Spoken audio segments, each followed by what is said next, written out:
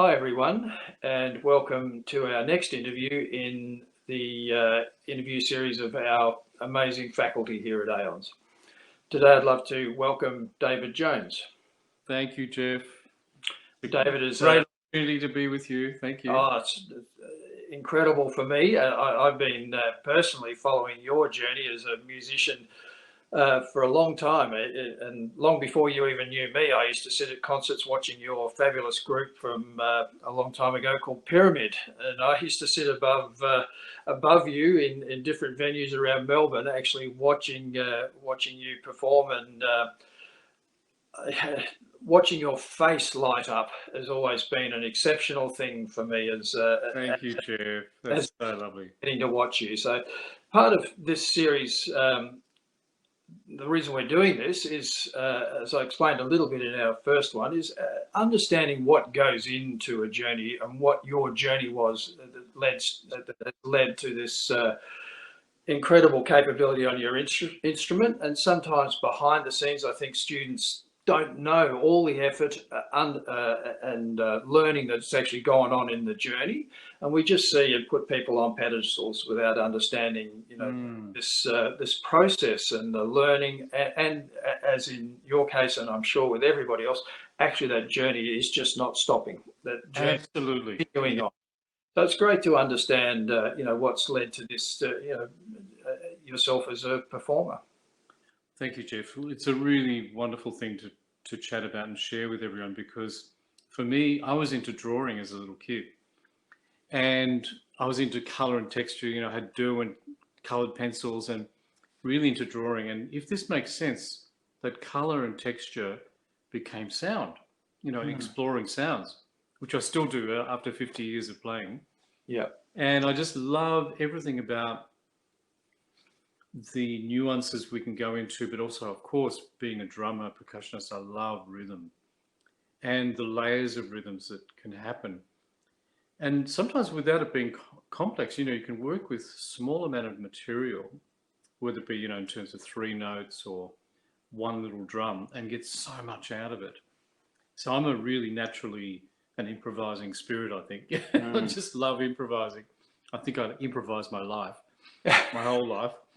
And it came from also this, wow, so many opportunities of jumping in to a situation without a rehearsal. However this happened is a very different sort of time period. But when I first started out, somehow I got a reputation, even at age 12, 13, that I could actually play and do gigs. And so I was filling in, it's a long story, but in short, it was a drum store here, one that was in Melbourne, and the first in Australia. And they would have people ringing to try and find someone to fill in if, a drummer was sick or couldn't do the gig, whatever. And so I'd turn up with my dad with the station wagon, with the little drums in the back, and they thought Dad was going to play. But he'd point at me and said, no, he's going to be playing with you tonight. So this thing of improvising, I'd just jump in and people would count something and say brushes or sticks. And it was really learning on the gig, as well as playing to records at home, and just, it was a very organic process. So it wasn't until I was about 15, I went for some formal lessons. That helped a lot. I think the formal lessons are really, really important in terms of a lineage as well, and heritage that we're part of. We can be self-taught, but there can be also then a little bit of separation from the generations before me, and how important that is to be linked up.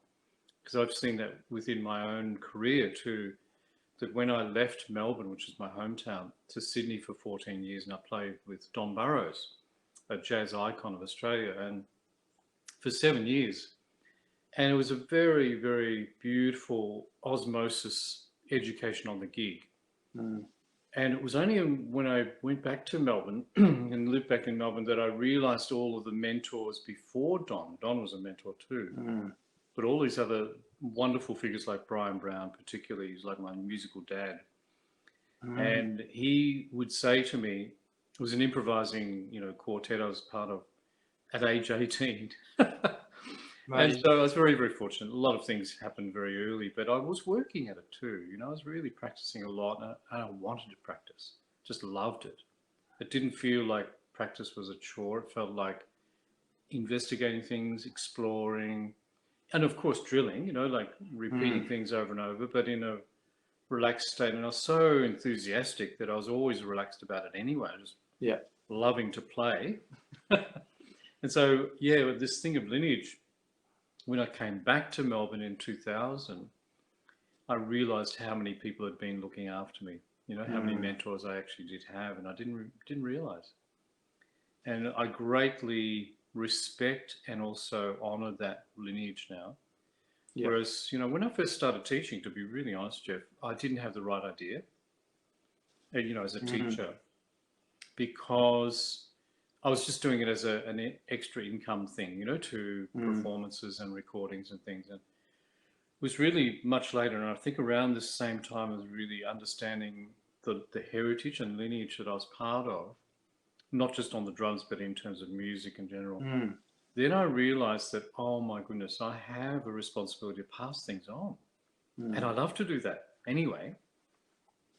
So the whole attitude to teaching became much deeper, and it's equal now. Whatever time I have with anyone of any standard, it doesn't matter if they're beginners, intermediate or advanced players, I want to be 100% with them and totally respecting their journey. I have some people coming to me at the moment through Aeyons, and they're wonderful. They're more mature age students, and they're not doing drumming as a profession, but gee, they're into it. They're really enthusiastic. They love music. They love the drums. And I've never done this before. I'm actually taking tunes like Earth, Wind and Fire or Weather Report or whatever it is, and we work on a particular groove, like Jethro Tull, that amazing group. And quite specifically working on grooves and how something very simple can fire up the music, So it's not always about the complexity, is it, Yeah. No, that's wonderful. It's I always found it interesting.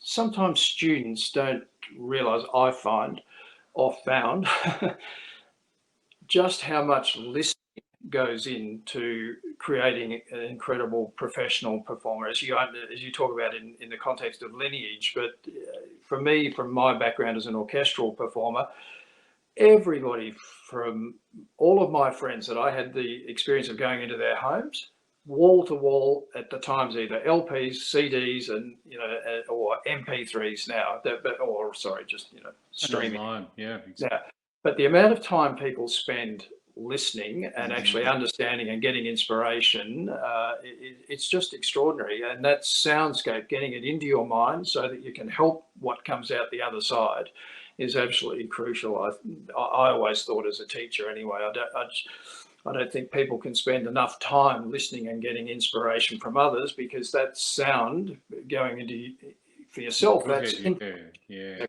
help come out the other side. And absolutely. And I've got a very simple saying that I share with people, especially with students who are really starting to get into improvising, because as we know, there is really structured ways of playing from the page, and every marking and dynamic and nuance has to be played, the classical form of things.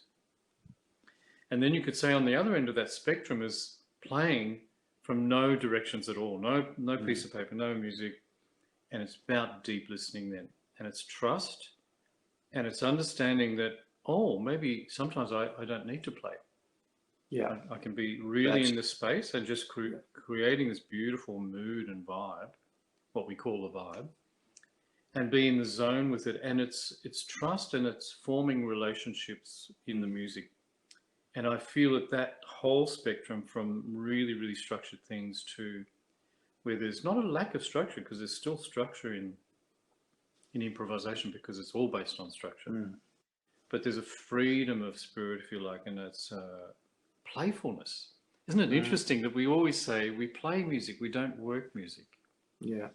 So this other saying that I was going to share with you is that I share with people a lot is play the things you love to hear. Beautiful. Beautiful. And that goes for, the internal, say for drums, the internal drummer that you hear inside. And as you've said, Geoff, just from that, the wall of CDs or of music that you're listening to, that all comes into play every time you sit at your instruments. Yeah. Whatever you've heard, whatever you've practiced, whatever you've played right up to that moment, it's cumulative, isn't it? It really, you bring that into the moment, and it becomes richer and richer and full of these beautiful treasures of feelings and experiences. And so I always say to people also, when you're practicing, get into the zone first. So take a few deep breaths and really not just relax, but be focused just in that moment. That's wonderful. So the sound is everything, and the feeling is everything. So you're recording that. Practice is recording. So you're recording not just what you're playing on the instrument, whatever the instrument is. It's never just muscle memory, is it? No, absolutely. It's just incredible combination, and I know you went, a very adept at meditating and understanding how the mind works. I found this a fascinating thing. That's kind of how we met, actually. Yeah, we share this very, very deeply. Yeah. It's a very important thing in my life, understanding not just a time spent with an instrument, but what I was actually doing, particularly in my mind, while I was playing and practicing the instrument. Because if I could spend, and had done previously, and actually caused some injuries, facial injuries previously, because I was practicing without really conscious understanding of what I was doing. So I imagine that would be part of what you teach in terms of understanding, not the technical part, the understanding, but how to internalize. That's right. I was just playing with the Melbourne Symphony the last 2 days, the Christmas special, which is because of the pandemic, it was like a TV show. But stop and start, we did lots of things with singers and a smaller orchestra. But, the feeling was that in between, sure, you'd relax and, get ready for the next take, for the next recording. But you're completely on.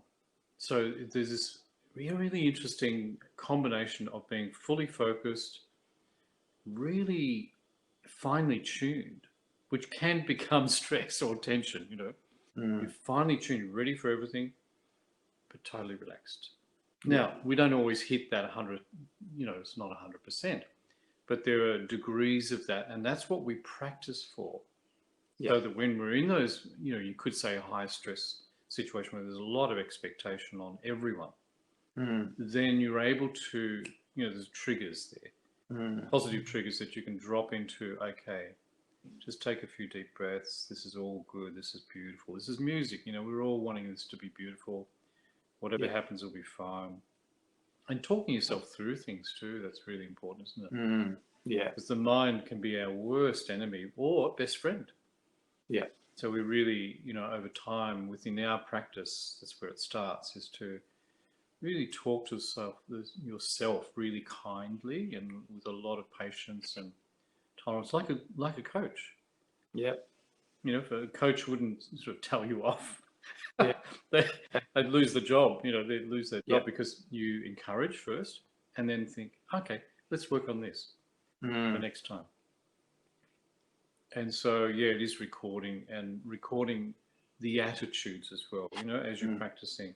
So if something's difficult, just a very short example, if something's difficult passage, you wouldn't keep chanting that, this is difficult, because that remains as the recording. So every time you see that passage, it's going to be that. But rather than that, it's just changing the language and how you're talking to yourself. Okay, I must slow this down and really understand it. And okay, this will take a little bit of time. That's okay. Yeah. Let's do this. Let's do this slowly. Really that's fair. But No, I totally agree. One thing with even teaching or thinking about how I was going to relay things to some of my students over the years, the one thing I was really attentive to is to never use the word hard to my students, because I didn't want to relay, I don't think it's a teacher's responsibility to relay to my students things that I may have actually had difficulty with, but if I put that in their mind first, that's where they're going to start. That's what they hear, or you've got to be so attentive to language used in teaching. Perfect, yeah. Perfect what you're saying. And it's like this whole thing of nervousness, really, if you call it excitement, oh, I can't wait to play. I'm excited. Yeah. It's the same physiological responses, Yeah. Sweaty palms, your heart's beating quickly, tummy's not so good, your stomach doesn't feel settled. That's okay. And just change the language and frame it differently, and it can be a different experience. It's amazing. So the thoughts change everything. Yeah. Absolutely. So I love teaching these things and combining it with the playing, because it's not separate. It's actually part, it's the foundation of it. Thanks so much, David. It's been fantastic to talk to you today. Great pleasure.